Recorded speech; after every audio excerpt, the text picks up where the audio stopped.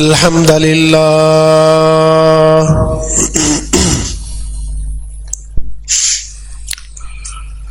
نحمده ونستعينه ونستغفره ونعوذ بالله من شرور أنفسنا ومن سيئات أعمالنا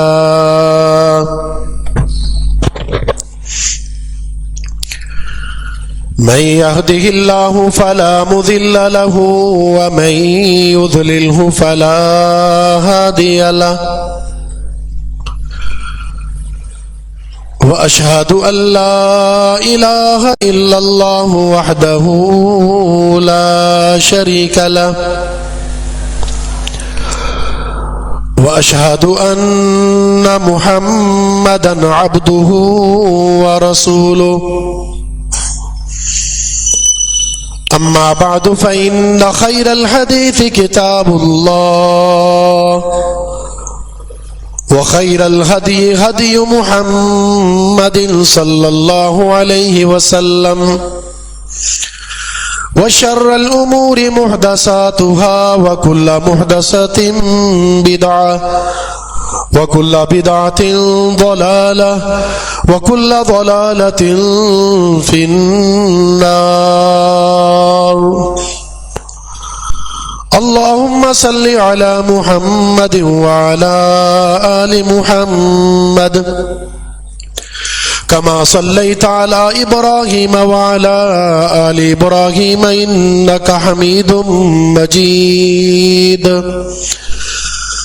اللهم بارك على محمد وعلى آل محمد كما باركت على إبراهيم وعلى آل إبراهيم إنك حميد مجيد. قال الله تبارك وتعالى في كلامه المجيد: فأعوذ بالله السميع العليم من الشيطان الرجيم من همزه ونفخه ونفسه. يا أيها الذين آمنوا اتقوا الله حق تقاته ولا تموتن إلا وأنتم مسلمون. يا أيها الناس اتقوا ربكم الذي خلقكم من نفس واحدة وخلق منها زوجها وبث منهما رجالا كثيرا ونساء واتقوا الله الذي تساءلون به والأرحام إن الله كان عليكم رقيبا. يا أيها الذين آمنوا اتقوا الله وقولوا قولا سديدا يصلح لكم أعمالكم ويغفر لكم ذنوبكم ومن يطع الله ورسوله فقد فاز فوزا عظيما. رب اشرح لي صدري ويسر لي أمري واحلل عقدة من لساني يفقه قولي. اللهم انفعنا بما علمتنا وعلمنا ما ينفعنا وزدنا علما. وقال تعالى في مقام آخر: والذين يجتنبون كبائر الإثم والفواحش وإذا ما غضبوا هم يغفرون. وقال النبي صلى الله عليه وسلم: إذا غضب الرجل فقال أعوذ بالله من الشيطان الرجيم سكن غضبه.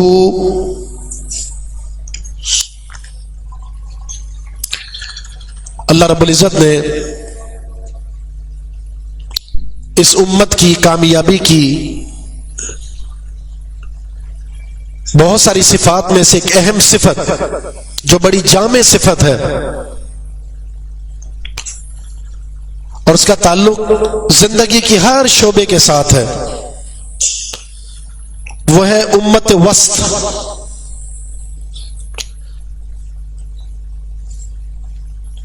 یہ امت وسط ہے، درمیانی. جس کو آپ کہہ سکتے ہیں اعتدال.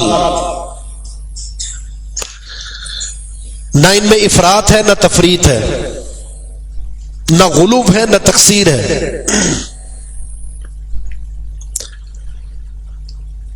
امت کے جس فرد میں، جس طبقے میں اس وصف کو اختیار کیا، اپنی زندگی کے جمی معاملات کے اندر وہ کامیابی کی منزل طے کرے گا. غلو آ گیا تو تباہی یقینی ہے، تقصیر آ گئی، کمی آ گئی تو بھی ناکامی یقینی ہے. ہر چیز میں افراط و تفریط نقصان دہ. آپ یوں دیکھیں، موسم شدید گرم ہو نقصان کا باعث ہوتا ہے، شدید سردی ہو نقصان کا باعث ہوتا ہے. آپ کی تیار شدہ فصل برباد ہو جاتی ہے، زیادہ گرمی کی وجہ سے یا زیادہ ٹھنڈ کی وجہ سے. ہاں جہاں موسم معتدل رہتا ہے وہ سب سے بہترین علاقہ یا وہ سرزمین سمجھی جاتی ہے. اور جہاں یہ تغیر آئے، گرمی زیادہ ہونے لگ گئی ہے، سردی زیادہ ہونے لگ گئی ہے، تو ہم اس کے اسباب تلاش کرتے ہیں. دنیا جمع ہوتی ہے کہ ان کے اسباب کا تدارک کیا جائے، سد باب کیا جائے، کس وجہ سے گرمی بڑھ رہی ہے، کس وجہ سے سردی بڑھ رہی ہے. یہی معاملہ انسانی جسم کے اندر آ جائے، بہت زیادہ ٹھنڈا ہونے لگ جائے تو بھی خطرات ہو جاتے ہیں کہ اس کا جسم بہت زیادہ ٹھنڈا ہو گیا ہے، یوں لگتا ہے کہ اس کا آخری وقت آ گیا.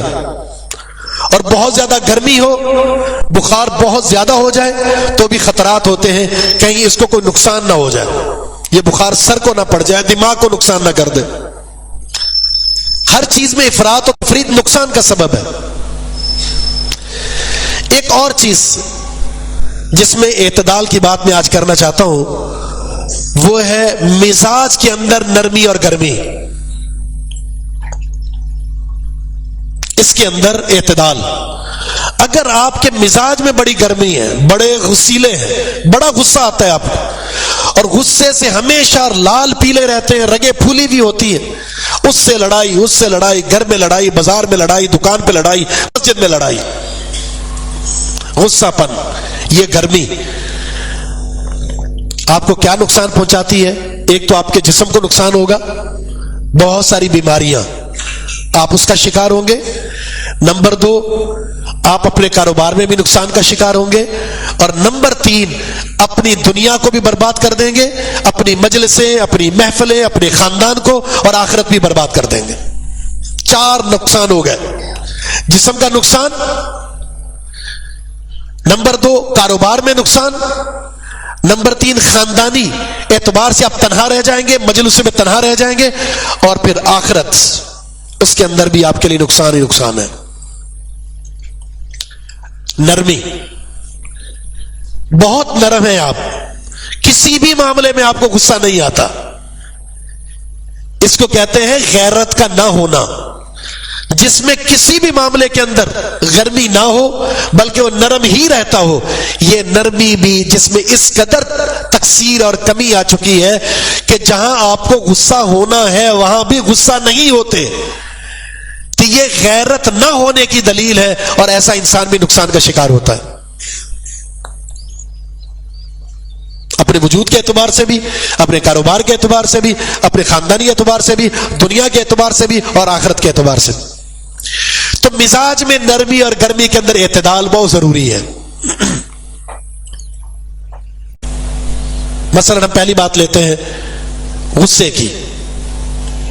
مزاج کے اندر جو گرمی ہے نا، اس کی 2 قسمیں ہیں. ایک، یہ گرمی پسندیدہ ہے، انسان کو غصے والا ہونا چاہیے. اور نمبر 2، وہ غصہ جو ناپسندیدہ ہے. کچھ مقامات ایسے ہیں، کچھ معاملات ایسے ہیں جہاں غصہ ضروری ہے، وہاں غضبناک ہونا ضروری ہے، ایکشن لینا ضروری ہے. اور کچھ مقامات ایسے ہیں جہاں آپ کا غصہ وہ ضروری نہیں تھا اور آپ نے غصہ کر کے اپنے آپ کو نقصان دیا ہے. غضبناک ہونا محمود بھی ہوتا ہے، مذموم بھی ہوتا ہے. یعنی اس کے اندر بھی افراط اور تفریط نقصان دہ ہے اور اعتدال ضروری ہے. کسی جگہ غصے کو پینا ضروری ہوتا ہے اور کہیں غصے کا اظہار کرنا ضروری ہوتا ہے. غصہ ایک ایسا مزاج کا ایک ایسا حصہ ہے جو اللہ رب العزت نے ہر انسان کے اندر رکھا ہے. اس کی طبیعت میں ہماری تخلیق مٹی سے ہوئی ہے اور مٹی اللہ نے دنیا کے مختلف حصوں سے لی ہے اور اس مٹی سے آدم علیہ السلام کو بنایا ہے اور اسی کے ہم اولاد ہیں. وہ مختلف قسم کی مٹی مختلف کلر رکھتی ہے اور مختلف مزاج رکھتی ہے اور اسی کا نتیجہ ہے انسانوں کے کلرز بھی مختلف ہیں اور مزاج بھی مختلف ہیں.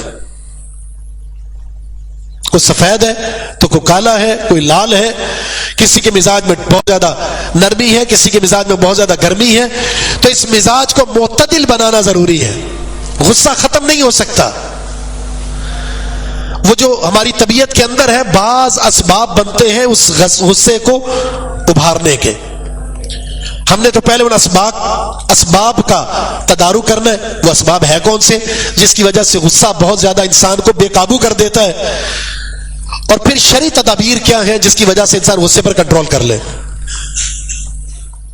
غصہ فی نفس ہی مذمت والا نہیں ہے کیونکہ انسان کے مزاج کا حصہ ہے. غصہ اللہ کی صفت بھی ہے, اس کے رسول کی صفت بھی ہے, فرشتوں کی صفت بھی ہے, اہل ایمان کی صفت بھی ہے. لیکن یہ صفات ایک اعتدال کے ساتھ ہو تو یہ آپ کو خوبصورت بنا دیتی ہیں, اور اگر اس میں کمی اور زیادتی ہو گئی تو آپ کو عیبدار بنا دیں گی. اللہ تعالیٰ نے قرآن میں اہل ایمان کی صفات ذکر کی ہے. صفات کو ذکر کرتے کرتے فرمایا والذین یجتنبون کبائر الاثم والفواحش واذا ما غضبوا هم یغفرون. مومن تو وہ لوگ ہیں جو کبیرہ گناہوں سے اجتناب کرتے ہیں, بے حیائی اور بیہودہ امور سے اجتناب کرتے ہیں, اور جب کسی وجہ سے غصہ آ جائے تو اپنے غصے کو پی لیتے ہیں, معاف کر دیتے ہیں, درگزر کر دیتے ہیں. متقین کی صفات بیان ہوئی والکاظمین الغیظ والعافین عن الناس واللہ یحب المحسنین. غصہ پیتے ہیں, لوگوں کو درگزر کر دیتے ہیں. ایسے نیکوکار افراد سے اللہ محبت کرتا ہے. تو یہ دونوں آیات کس بات پر دلالت کرتی ہے؟ غصہ انسان کے مزاج کا حصہ ہے, چاہے وہ مومن ہی کیوں نہ ہو, لیکن کامیاب مومن وہ ہے جو غصے پر کنٹرول کر لے. جیسا کہ اللہ کے رسول کا فرمان ہے لیس الشدید بالسرعہ انما الشدید الذی یملک نفسہ عند الغضب. پہلوان وہ نہیں ہے جو مد مقابل کو بچھاڑ دے, گرا دے, شکست دے دے اسے. آپ کو غصہ آیا اور غصے کا اظہار کرتے ہوئے آپ نے سامنے والے شخص کو بچھاڑ کے رکھ دیا, ایسی درگت بنائی اس کی کہ وہ کبھی آپ کے سامنے کھڑا نہیں ہوگا, لہو لہان کر دیا آپ نے. یہ پہلوان نہیں ہے. شریعت کی نگاہ میں پہلوان کون ہے؟ یملک نفسہ عند الغضب, جو غصے کے وقت اپنے نفس پر کنٹرول کر لے. وہ غصہ جہاں اظہار نہیں کرنا چاہیے تھا اس جگہ غصے کو قابو کر لیتا ہے. یہ پہلوان ہے شریعت کی نگاہ میں. اور بیجا غصہ کر کے آپ نے کسی پر زیادتی کر دی, شریعت کی نگاہ میں آپ سے بڑھ کر بزدل کوئی انسان نہیں ہے. آپ اپنے نفس پر کنٹرول نہیں کر سکتے, اپنے غصے پر قابو نہیں کر سکتے, آپ کے اندر کوئی جرت اور کوئی شجاعت نہیں ہے. شجاع بندہ تو یہ ہے, شیر تو یہ ہے, بہادر تو یہ ہے کہ غصے کا اظہار نہیں کرنا تھا, غصہ آ گیا, اس نے غصے کو پی لیا.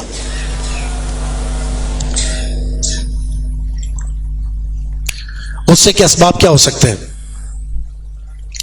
غصہ آپ کے اندر موجود ہے, میرے اندر موجود ہے, اور اس غصے کو ظاہر کرنے اور اس کو متحرک کرنے کے کچھ اسباب بنتے ہیں. اور ان اسباب میں سب سے بڑا سبب ہمارا ازلی دشمن, سب سے بڑا دشمن جس نے دشمنی کی ابتدا آدم علیہ السلام ہمارے ابو سے, ابو البشر سے کی تھی, اور وہ ہے ابلیس. ان الشیطان لکم عدو فاتخذوه عدوا انما يدعو حزبه ليكون من اصحاب السعیر. شیطان تمہارا دشمن ہے، اس کو اپنا دشمن بناؤ، اس کا مقصد اپنے گروہ کو اکٹھا کر کے جہنم میں لے جانا ہے۔ شیطان کس سے بنا ہے؟ آگ سے،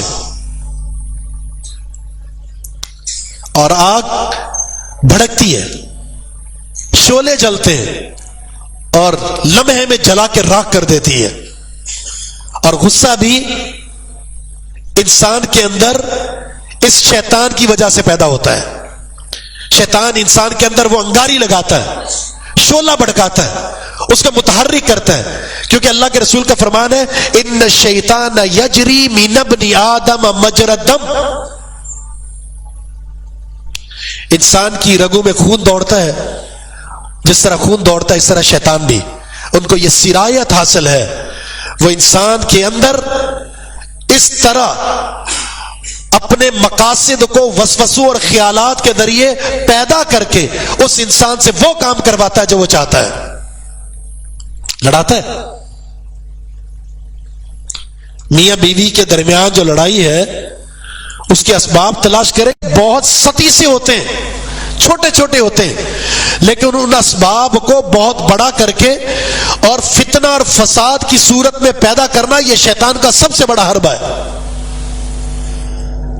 اگر غصے کی کوئی جھلک دیکھنی ہو کہ ہمارے مزاج میں، ہماری سوسائٹی میں، ہمارے معاشرے میں، مسلمانوں میں غصہ ہے یا نہیں، تو اس کی اگر مقدار جاننی ہے تو آپ شرع طلاق سے دیکھ سکتے ہیں۔ سب سے زیادہ جو ہمارے معاشرے میں، ہمارے خاندان میں اس وقت سب سے زیادہ جو چیز پھیل رہی ہے وہ طلاق ہے۔ شادی کو 1 مہینہ ہوتا ہے، 2 مہینے، 4 مہینے، 1 سال، 2 سال، طلاق طلاق طلاق، غصہ آیا، طلاق طلاق طلاق۔ وجہ کیا ہے؟ غصہ۔ بیوی نے بھڑکا دیا یا شوہر نے بیوی کو بھڑکا دیا، وہ طلاق مانگ رہی ہے یا وہ طلاق مانگ رہا ہے، اور یہ غصے سے طلاق طلاق طلاق۔ اور پھر فتویٰ لینے کے لیے آتے ہیں، فتوے میں کس بات کا اظہار کرتے ہیں؟ میں غصے سے بے قابو ہو گیا تھا، میں ہوش و حواس میں نہیں تھا، میری طلاق ہوئی ہے یا نہیں، اور میرا طلاق دینے کا کوئی ارادہ نہیں تھا، بس غصے میں بے قابو ہو گیا۔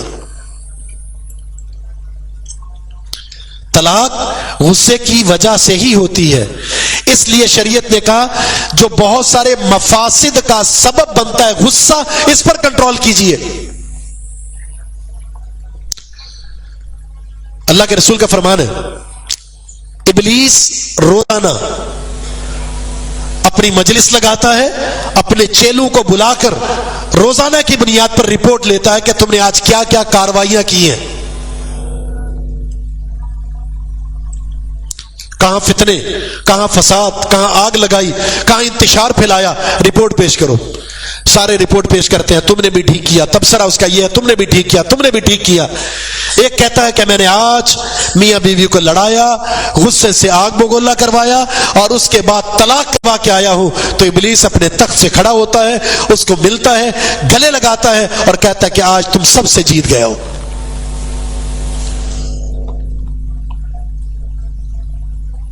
اور ایک مجلس میں 3 طلاقیں دینا، یعنی جب آپ غصہ کرتے ہیں تو اس کے ایک نقصان یہ کہ آپ نے گھر برباد کیا آپ نے، اور دوسرا شریعت کے ساتھ کھیلا۔ اللہ کے رسول صلی اللہ علیہ وسلم نے فرمایا ایلعب بکتاب اللہ وانا بین اظہرکم۔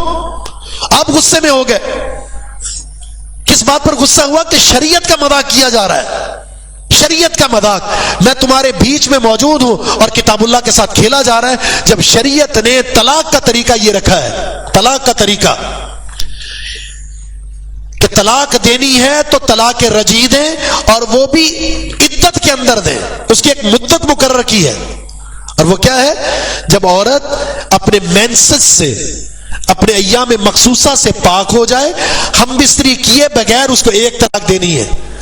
جس عورت کو آپ سمجھا چکے، بار بار سمجھا چکے، لیکن وہ سمجھتی نہیں ہے، آپ ایسا نہیں کہ بس کسی وجہ سے غصہ آیا اور آپ نے طلاق طلاق طلاق۔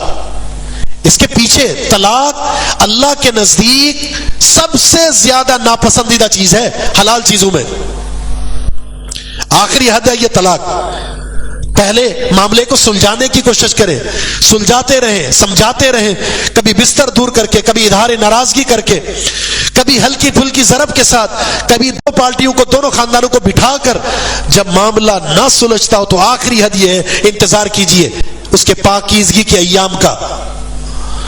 جب وہ پاک ہو جائے، ہم مصری نکیے بغیر اسے ایک طلاق دے کر چھوڑ دیجئے. آپ کا مقصد دور کرنا ہے تو ایک طلاق دے دیجئے. اگر غصے میں آپ نے طلاق دی تو اب آپ کیا نقصان کریں گے؟ نمبر ایک، شریعت کا کیا نقصان ہوا؟ طلاق طلاق طلاق، 3 طلاقیں ایک مجلس میں دینا یہ قطعاً جائز نہیں ہے، یہ شریعت کی مخالفت ہے، نافرمانی ہے. تو اگر کوئی 3 طلاقیں دیتا ہے، 4 دے دے، 5 دے دے، 10 دے دے. ایک تو شریعت کی نافرمانی کی اس نے، شریعت کی مخالفت کی، اللہ اس کے رسول کی نافرمانی کی غصے کی وجہ سے. دوسرا، طلاق واقع ہو گئی ہے، وہ ایک طلاق واقع ہوئی ہے، اس لیے کہ پیریڈ ہی ایک طلاق کا تھا، وہ پیریڈ ہی ایک طلاق کا تھا. ظہر کی نماز آج ہوئی ہے تو آج ظہر کی نماز میں صرف ظہر ہی پڑھ سکتے ہیں، کل کی ظہر نہیں پڑھ سکتے، پرسوں کی ظہر نہیں پڑھ سکتے. ملا کر 3 دن کی ظہر پڑھ کے اگلے 3 دن چھٹی کر لیں، بالکل غلط بات ہے، آپ کی ہوگی ہی نہیں. حتیٰ کہ یہ والی ظہر جو ہم ظہر پڑھتے ہیں زوال کے بعد، اگر اس کو بھی وقت سے پہلے پڑھ لیں تو نہیں ہوگی. انتظار، اللہ نے اختیار دیا رجوع کا اور آپ چھین رہے ہیں. اور اس کے بعد پھر ایک اور غضبناک فیصلہ ہوتا ہے حلالے کا. حلالے کی چھریاں لے کر لوگ دفتر کھول کر بیٹھے ہوئے ہیں اللہ کو ناراض کرنے کے لیے. اور اللہ کے غضب کے اسباب میں سے ایک سبب یہ ہے کہ شریعت کو بدل ڈالیں. آپ کیا کہتے ہیں کہ اللہ کے رسول نے حلالہ کرنے اور کروانے والے پر جو لعنت کی ہے وہ لعنت بمعنی رحمت ہے. بڑے بڑے مفتی اعظم ان کے فتوے موجود ہیں، یہ لعنت بمعنی رحمت ہے، الیاذ باللہ. تو شریعت کے تحت رہیں گے تو آپ کو شرعی ہدایات کی روشنی میں مزاج کے اندر کوئی ایک ٹھہراؤ ملے گا. بصورت دیگر آپ اللہ کی نافرمانی اور اس کے غضب کے تحت آتے رہیں گے. ابلیس سب سے زیادہ کس بات پر خوش ہوتا ہے؟ طلاق سے. طلاق سے پہلے کیا کرتا ہے؟ دونوں میں آگ لگاتا ہے، چنگاری. اور اس کے پیچھے بہت سارے اسباب ہوتے ہیں. اب دیکھیں گھروں کے اندر جو لڑائی ہوتی ہے، میاں بیوی کے درمیان جو اختلافات ہوتے ہیں، طلاق تک بات پہنچتی ہے، اس کے پیچھے بہت سارے اسباب ہوتے ہیں. کبھی ساس نے اس عورت کے شوہر کو، یعنی اپنے بیٹے کو اپنی بہو کے خلاف اکسایا ہوتا ہے، کبھی اس کی بہنوں نے اس کے خلاف اکسایا ہوا ہوتا ہے، اور کبھی بیوی نے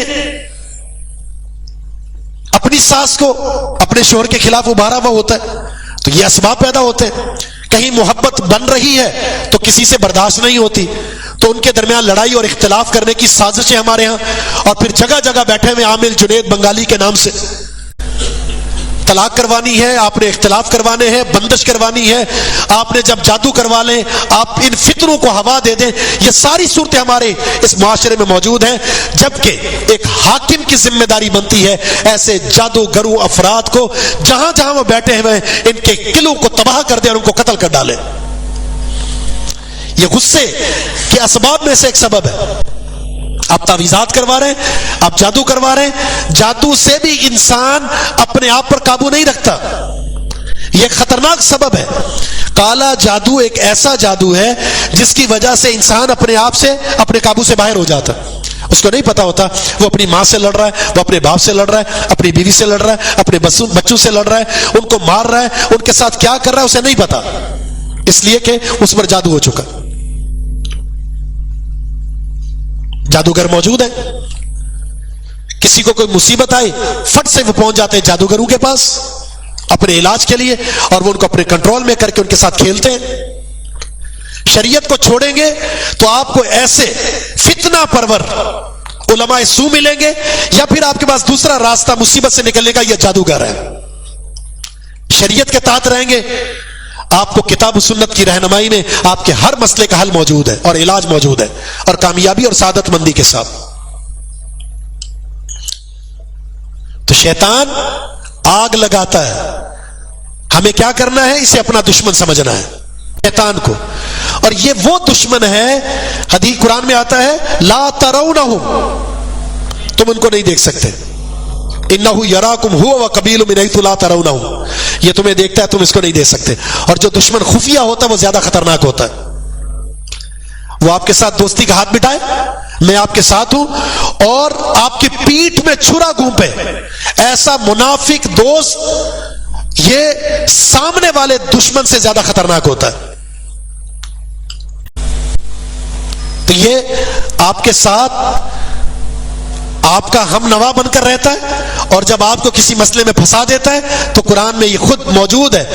क्या कहता है? इन्नी अखाफुल्लाह रब्बुल आलमीन, मुझे अल्लाह का डर है, मैं तुम्हारी इस हरकत से बाज आ गया। आपको कुफर तक पहुंचाने के बाद पीछे हट जाता है। तीसरा सबब क्या है? एक तो हो गया सबसे बड़ा मुहर्रिक शैतान है, हर फसाद की जड़ यही है, तो इसको दुश्मन समझना है। ये वाहिद वो है जो आपको गुस्सा दिलाता है, और हमें यह चाहिए कि हम इससे गुस्सा दिलाएं, हम इससे गुस्सा दिलाएं। ये हमें गुस्सा दिलाता है, हमने इसको गुस्सा दिलाना है। इसको गुस्सा कैसे आता है? जब आप कुरान की तिलावत करते हैं। इससे गुस्सा कैसे आता है? जब आप मस्जिद में आकर नमाज पढ़ते हैं। इससे गुस्सा कब आता है? जब आप वुदू करते हैं। इससे गुस्सा कब आता है? जब रिस्क हलाल का एहतमाम करते हैं। इससे गुस्सा कब आता है? जब आप सिला रहमी करते हैं। इससे गुस्सा कब आता है? जब आप गुस्सा पी जाते हैं। तावुज़ पढ़ें ज्यादा से ज्यादा, इस्तिग़फ़ार करें, ला इलाहा इल्लल्लाह पढ़ें, अपनी जबान पर कंट्रोल रखें। आपका दुश्मन शैतान वो कमजोर हो जाएगा। उसको कमजोर करना है, उसको गुस्सा दिलाना है। जितना गुस्सा आएगा उतना वो कमजोर होगा। और हमने अपने शैतान को कैसे पाला है? हमने कैसे पाला अपने शैतान को? मोटा ताजा कैसे किया है? ना घर में आने की दुआ, ना वॉशरूम में जाने की दुआ, ना निकलने की दुआ, ना मस्जिद में आने की दुआ, ना मस्जिद से निकलने की दुआ, ना सोने की दुआ, ना उठने की दुआ। कोई दुआ हमारी जिंदगी में है ही नहीं। नतीजतन हर दूसरा बंदा नफसियाती है। मुझे बुरे ख्यालात आते हैं, मैंने पानी देखा अपने जिस्म पर, मैंने खून के धब्बे देखे, मेरा कारोबार नहीं हो रहा, मेरी दुकान में ये मसला, मेरे साथ ये मसला, मेरे साथ ये मसला, औलाद नहीं हो रही, शादी नहीं हो रही, कारोबार में बरकत नहीं हो रही, मुझ पर किसी ने कुछ करवा दिया। नफसियाती है। यकीन जाने जब अल्लाह को छोड़ेंगे, अल्लाह के दर को छोड़ेंगे, कुरान को छोड़ेंगे, मस्जिद को छोड़ेंगे, अल्लाह की बंदगी को छोड़ेंगे, तो आपसे बढ़कर ज़हनी मरीज और नफसियाती कोई नहीं बन सकता। अला बिज़िक्रिल्लाहि तत्मइन्नुल कुलूब, इन दिलों के अंदर इत्मीनान और सुकून अल्लाह ने अपनी बंदगी के अंदर रखा है। कितने लोग हैं जिनके पास दुनिया के खजाने हैं, माल और दौलत है, नस्लें खा सकती है, इतने पैसे हैं उनके पास, लेकिन जो ज़हनी और कल्बी सुकून है उससे वो महरूम है। और एक वो शख्स जिसके पास दिन में सिर्फ एक वक्त का खाना होता है या 2 वक्त का, लेकिन जब वो सोता है तो सुकून और इत्मीनान के साथ सोता है। दौलत में नहीं है, उहदू में सुकून नहीं है। सुकून किस में है? जब आपका मिजाज शरीयत के ताबे होगा, अल्लाह सुकून जैसी दौलत आपको अता फरमा देगा। तो शैतान पहला सबब, बड़ा सबब। दूसरा ये जादूगर, और फिर आपका अल्लाह की बंदगी से दूर रहना, यह बड़ा सबब बनता है आप पर किसी भी असर का सिरायत कर जाना। नंबर 3 तकब्बुर। जब एक इंसान मुतकब्बिर होता है, अपने आप को बड़ा समझता है, बड़ी गाड़ी पर बैठा है तो छोटी गाड़ी वालों को कोई समझता ही नहीं है, और फिर उसके बाद वो समझता है कि मेरे आगे कोई ना आए। इस बात पर गुस्सा आएगा कि मेरे सामने छोटी गाड़ी वाला क्यों है, और बड़े ओहदे वाला और आप उसके लिए खड़े ना हो, उसको गुस्सा आएगा, मेरे लिए कोई खड़ा नहीं हुआ, मेरा सही मानों में इस्तिकबाल नहीं हुआ, मेरे रास्ते पर कारपेट नहीं बिछाया गया, मुझ पर फूल नहीं निछावर किए गए। गुस्सा आएगा, क्यों? इसलिए कि उसके दिल में किबर है। तकब्बुर एक ऐसी भयानक मर्ज है जिसकी वजह से एक इंसान जन्नत में नहीं जा सकता। अल्लाह के रसूल का फरमान, जिसके दिल में राई के दाने के बराबर भी किबर आ गया वो इंसान जन्नत में नहीं जा सकता। क्योंकि किबर से दूसरों का हकीर समझते हैं, अपने उहदे की वजह से, माल दौलत की वजह से, अपनी जीनत की वजह से, जहानत की वजह से, फतानत की वजह से आप अपने अंदर बड़ापन समझते हुए इज्जत करवाना चाहते हैं, तारीफ करवाना चाहते हैं, अपने लिए क़याम करवाना चाहते हैं, अपने लिए मदा करवाना चाहते हैं, और ना हो तो आप गुस्से से आग बगोला हो जाते हैं। यह आपकी तबाही है। मुतवाज़े इंसान वो कामयाब है। चौथा सबब जो खतरनाक है, पुरतशद्दुद वाक़ियात को देखना, पढ़ना, सुनना रोजाना की बुनियाद पर। हमारे मुल्क में कोई दिन ऐसा है जहां पुरतशद्दुद कोई वाक़या ना हो, जहां पुरतशद्दुद कार्रवाइयां ना हो, जहां कत्लो गारत के वाकयात ना सुने, जहां लूट मार ना सुने, जहां आग लगाया जाना ना सुने। ऐसी बातें हम पढ़ते हैं, सुनते हैं और देखते हैं।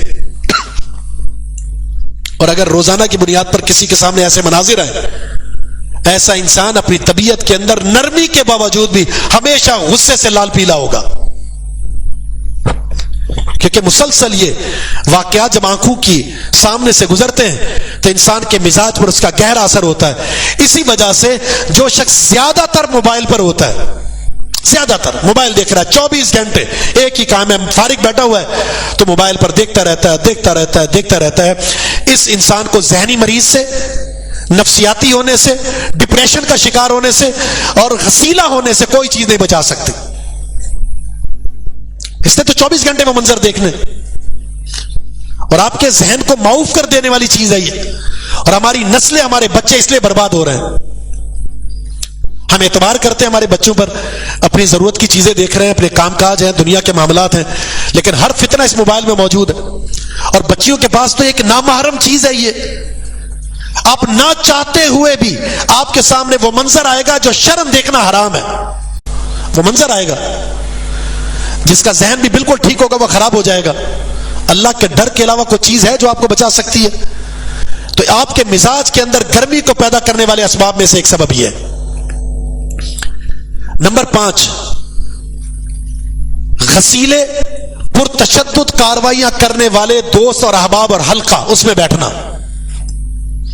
आपका दोस्त ऐसा है जो बहुत ज्यादा गुस्से वाला है, कहता है कि मैंने उसको मार दिया, मैंने उसको मार दिया, मैंने उसको मार दिया, मैंने उसको नहीं छोड़ा, मैंने उसको नहीं छोड़ा, मैंने उसको नहीं छोड़ा, उसने मेरे सामने ये बात की और मैंने उसको 2 लगा दी और आज के बाद वो मेरे सामने खड़ा नहीं होगा। आपका बच्चा, आपका बेटा, आपका भाई जब ऐसे लोगों की महफिल में बैठेगा जो पुरतशद्दुद ज़हनियत रखते हैं, इसके अंदर भी वो ज़हनियत पैदा हो जाएगी। इसलिए तो कहा गया किसी की मुसाहबत इख्तियार करनी है, मजलिस इख्तियार करनी है तो वो मोमिन होना चाहिए। ला तुसाहिब इल्ला मुमिनन, आपका हम रफीक, आपका हम मजलिस वो मोमिन हो।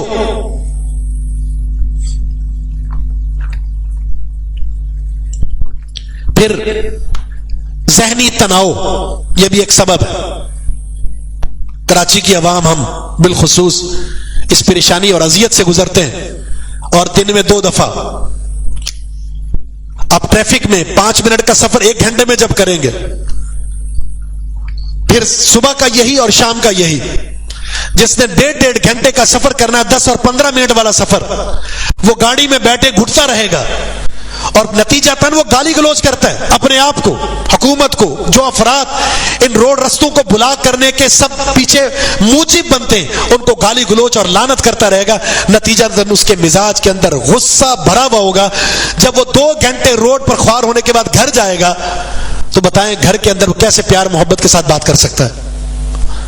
और घर के अंदर दाखिल होते ही वहां पर भी कोई गुस्से वाला मंजर उसको दिखा दिया जाए, आगे से कोई ऐसी बात हो जाए, बीवी किसी वजह से साथ बैठी हुई, बच्चे किसी वजह से नाराज बैठे हुए, तो ये 2 ज़हनी तनाव जब आपस में टकराएंगे तो लड़ाई और इख्तिलाफ नहीं होगा तो क्या होगा?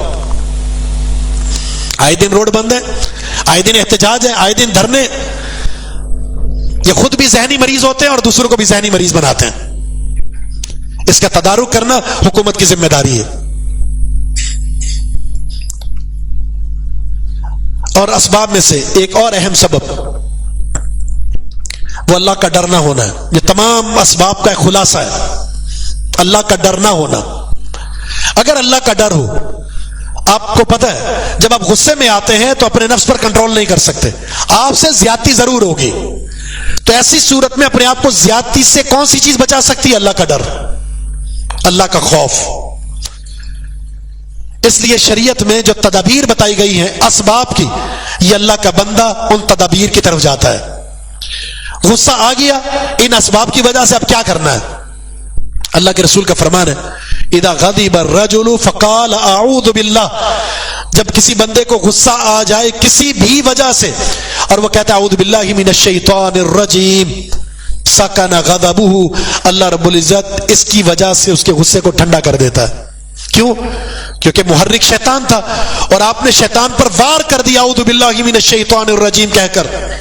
قرآن میں اللہ فرماتا ہے وَإِمَّا يَنزَغَنَّكَ مِنَ الشَّيْطَانِ نَزْغٌ فَاسْتَعِذْ بِاللَّهِ، جب شیطان آپ کو ورگلا، ابھارے، پھنسانے کی کوشش کرے برے خیالات کے ذریعے، فوراً اعوذ باللہ من الشیطان الرجیم پڑھیں، آپ کا غصہ ختم ہو جائے گا۔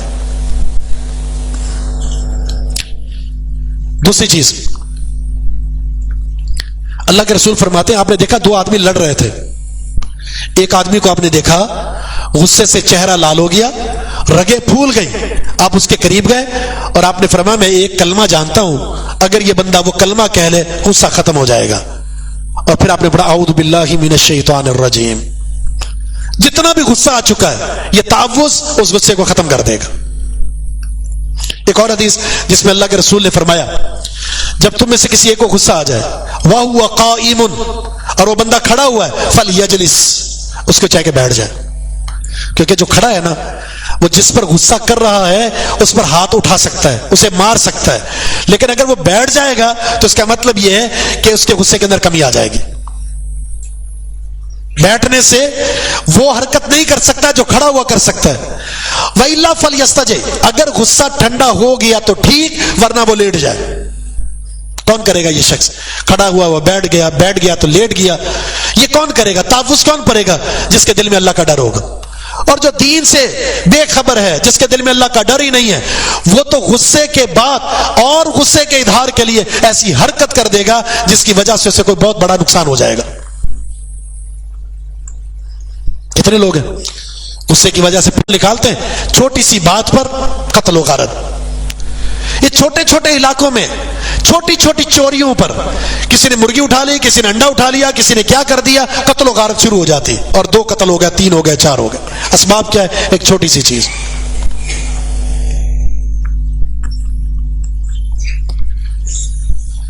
ایک اور حدیث کے الفاظ ہیں کہ وہ پانی پی لے۔ تعوذ، بیٹھ جانا، لیٹ جانا، پانی پی لینا، یہ وہ اسباب ہیں جو شرعی علاج کے طور پر بتائے گئے ہیں۔ ایک اور حدیث ہے، اس میں اللہ کے رسول کا فرمان ہے جب تم میں سے کسی ایک کو غصہ ہے فَلْيَسْكُتْ، خاموش ہو جائے۔ کیوں؟ جتنا بولے گا اس کو بھی غصہ آئے گا، سامنے والے کو غصہ آئے گا۔ 2 آدمی لڑ رہے ہیں، ایک گالی گلوچ کر رہا، دوسرا خاموش ہے، نتیجہ کیا ہوگا؟ بالآخر لڑائی ختم ہو جائے گی۔ اس کو شرم آئے گی جو گالی گلوچ پر اترا ہوا ہے کہ میں گالیاں دے رہا ہوں اور سامنے والا خاموش ہے، کتنا وہ زیادہ گالیاں دے گا، زیادہ اپنی آواز کو اونچا کرے گا، بالآخر اس کی خاموشی کی وجہ سے خلاف ختم ہوگا۔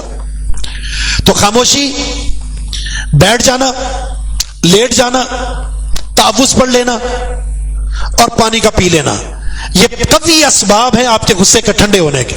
اور اس وقت اگر 2 آدمیوں کی لڑائی کے بیچ میں تیسرا آدمی ہو تو اس تیسرے آدمی کو چاہیے کہ اس پر ان کا علاج کرے، ان امور کے ذریعے ان کے ساتھ بھلائی کرتے ہوئے کسی کو بٹھا دے، لٹا دے، وہاں سے خاموش کروا دے، وہاں سے لے جائے، پانی پلا دے، دونوں کو جدا کر دے۔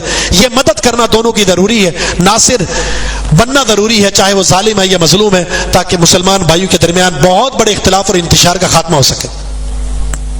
لیکن ہم خاموش تماشائی بن کر دیکھ رہے ہوتے ہیں، مزے لے رہے ہوتے ہیں، یہ لڑائی کا اینڈ کیا ہوتا ہے؟ یہ ایک فتنہ کیا ہو گیا، کہیں لڑائی ہو رہی، اختلاف ہو رہے، ویڈیو بننا شروع ہو جاتی ہے تاکہ اس منظر کو ہم سوشل میڈیا پر ڈال کر زیادہ لائک اور فالوورز حاصل کریں، جبکہ آپ کی ذمہ داری یہ تھی کہ اس منکر کو ختم کرنا، اور آپ دوسرے منکر میں پڑ گئے۔ تو اس غصے سے اپنے آپ کو بچانا ہے۔ اس کے مقابلے میں آپ کو کیا کرنا ہے؟ نرمی اختیار کرنی ہے، نرمی بھی اعتدال کے ساتھ۔ ہاں کچھ غصے ایسے ہیں جس کو کرنا ضروری ہے، وہ ہے جب شریعت کی مخالفت ہو رہی ہو، ایک بندہ شرک کر رہا ہے، ایک بندہ کفر بک رہا ہے، قرآن کی مخالفت کر رہا ہے، وہ قرآن کی توہین کر رہا ہے، وہ صحابہ کی توہین کر رہا ہے، وہ اہل بیت کی توہین کر رہا ہے، وہ شریعت کی جو آیات ہے اس کا استہزاء کر رہا ہے اور آپ کی نرمی آپ کے اندر گرمی پیدا نہیں کرتی، تو اس کو شریعت میں عدم غیرت والا انسان قرار دیا گیا، جس میں غیرت نام کی کوئی چیز نہیں ہے۔ یہ نرمی ٹھیک نہیں ہے۔ یہاں آپ کو کیا کرنا ہے؟ مزاحمت کرنی ہے، احسن انداز سے آپ نے اس منکر کا مقابلہ کرنا ہے۔ اللہ کے رسول صلی اللہ علیہ وسلم اپنی ذات کے لیے کبھی بھی غصے نہیں ہوتے تھے، کبھی بھی غصے نہیں ہوتے تھے۔ ہاں، جب اللہ کے حدود کو پامال کیا جاتا تھا تو رسول اللہ صلی اللہ علیہ وسلم غصے ہو جاتے تھے، حتیٰ کہ آپ کے چہرے پر سرخی ایسے جس طرح انار کو نچوڑ دیا گیا، آپ کی رگیں پھول جاتی، آواز بلند ہو جاتی۔ یہ غصے کا اظہار ہے، کیوں؟ اللہ کی حرمت کو پامال کیا جا رہا ہے۔ آپ نے ایک صحابی کو دیکھا جس نے ریشمی جبہ پہنا ہوا تھا، غصے سے رسول اللہ صلی اللہ علیہ وسلم گرم ہوئے، کلر کے اندر رنگت میں تبدیلی آئی، آپ نے وہ جبہ پکڑا اور اسے پھاڑ دیا۔ آپ گھر میں داخل ہوئے، سیدہ عائشہ صدیقہ رضی اللہ عنہا کے گھر میں انہوں نے ایک پردہ لگایا ہوا تھا جس میں تصویر تھی، تصویر۔ آپ غصے سے آپ کے کلر میں تبدیلی آئی اور آپ نے فرمایا عائشہ ہمارے گھر کے اندر زیرو چیز کی تصویر، آپ نے پردہ پکڑا اس کے پھاڑ ڈالا۔ ہم تصویریں کھنچواتے ہیں، یہ فتنہ ہمارے اندر عام ہو چکا ہے۔ دنیا دار طبقہ تو اپنی بات ہے، دیندار ان کے اندر یہ فتنہ آ چکا ہے تصویر کشی کا۔ یہ اللہ کے غضب کو دعوت دینے والی بات ہے۔ تو اپنے آپ کو نرم رکھیں، جہاں معاملہ ذات کا آ جائے ٹھنڈے بن جائیں، اپنے غصے کو پی لیں۔ جہاں معاملہ شریعت کا آ جائے، آپ کے گھر کے اندر نماز نہیں پڑھتا کوئی، آپ کو غصہ ہونا ہوگا۔ آپ کے بچے نماز نہیں پڑھتے، آپ کو غصہ ہونا ہوگا۔ آپ کے گھر کے اندر شریعت کی مخالفت کے پروگرام چلتے، آپ کو غصہ ہونا ہوگا۔ باہر آپ موجود ہیں، شریعت کی مخالفت ہو رہی ہے، دوستوں میں بیٹھے ہوئے ہیں، آپ کو غصہ ہونا ہوگا۔ یہ غصہ اللہ کو پسند ہے، کیونکہ یہ اللہ کی بھی سنت ہے، اس کے رسول کی بھی سنت ہے۔ جب اللہ اس کے رسول غصہ کرتے ہیں اس کے احکامات کی مخالفت پر، تو یہ غصہ ہمارے اندر ہونا ہوگا۔ بقیہ معاملات میں نرمی اختیار کیجئے، یہ نرمی آپ کی زینت ہے۔ رسول اللہ صلی اللہ علیہ وسلم کا فرمان ہے، میں یحرم الرفق یحرم الخیر کلو، جو نرمی سے محروم ہو گیا وہ ہر چیز سے محروم ہے۔